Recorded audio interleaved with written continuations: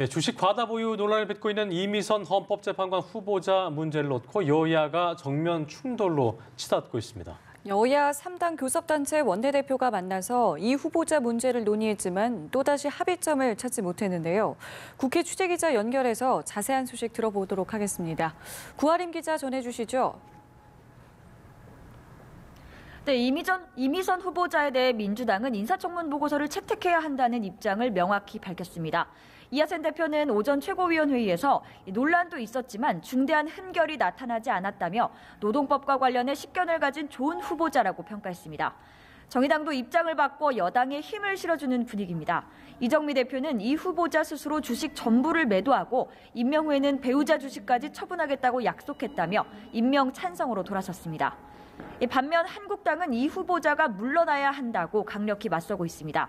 황교안 대표는 이 후보자 부부의 주식 보유 문제를 거듭 언급하면서 청와대가 국회를 무시하고 헌법재판관까지 일방 임명한다면 이 나라를 자유민주주의 국가라고 할 수 있느냐고 말했는데요. 일부 한국당 의원들은 오전 대검찰청을 방문해 이해충돌 등 의혹과 관련해 이 후보자 부부를 검찰에 고발하기도 했습니다. 여야 3개 교섭단체 원내대표들은 오늘 오전 회동을 갖고 이 후보자 문제를 논의하기도 했는데요. 끝내 합의점을 찾지 못했습니다.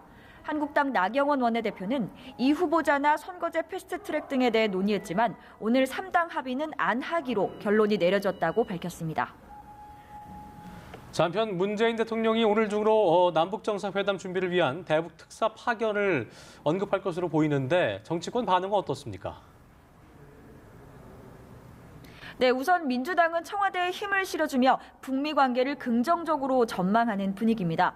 이하찬 대표는 앞서 김정은 북한 국무위원장이 최고인민회의 연설에서 북미 회담을 한 번 더 해볼 용의가 있다고 밝혔다면서 북미 대화에 새로운 활력이 생겼다고 해석했습니다.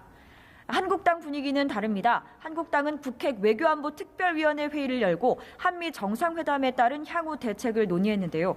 황교안 대표는 이 자리에서 한미 정상회담과 한반도 주변 상황을 보면 문재인 정부의 현실 부정이 도를 넘어서고 있다면서 북한의 허황된 약속을 믿고 어설픈 중재자로 나서면 안 된다고 비판했습니다. 나경원 원내대표는 한미회담과 관련해 북한의 비핵화에 대해 당당히 말할 수 있는 특사를 보내야 한다고 강조했습니다. 네, 이런 가운데 바른미래당 손학규 대표는 자신에 대한 퇴진 요구를 일축하고 나섰는데요. 이 소식도 전해주시죠.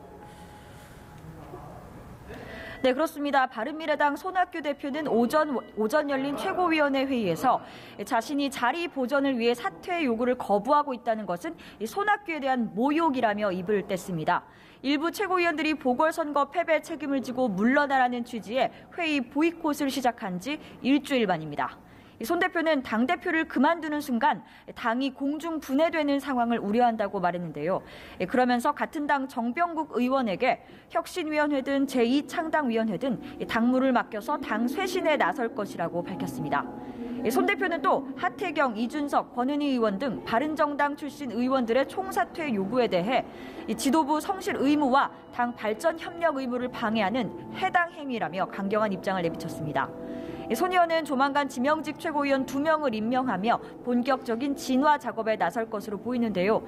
바른정당계 의원들의 반발이 지속되고 있는 만큼 갈등이 봉합될 수 있을지 관심이 모아집니다.